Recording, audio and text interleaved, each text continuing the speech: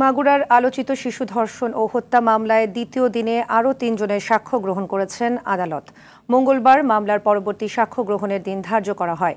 এর আগে সকালে কড়া নিরাপত্তার মধ্যে আসামি হিটু শেখ, তার 2 ছেলে সজীব শেখ, রাতুল শেখ এবং স্ত্রী জাহেদা বেগমকে নারী ও শিশু নির্যাতন দমন ট্রাইব্যুনাল আদালতের বিচারক এম জাহিদ হাসানের আদালতে হাজির করা হয়।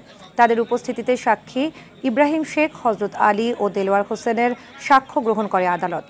রোববার মামলার বাদী নিহত শিশুর মা আয়েশা খাতুন সহ 3 জনের সাক্ষ্য গ্রহণ করা হয়। 6 মার্চ বোনের শ্বশুর হিটু শেখ ওই শিশুকে ধর্ষণ করে হত্যার চেষ্টা করেন। পরে চিকিৎসাধীন অবস্থায় 13 মার্চ রাজধানীর সম্মিলিত সামরিক হাসপাতালে মারা যায় শিশুটি।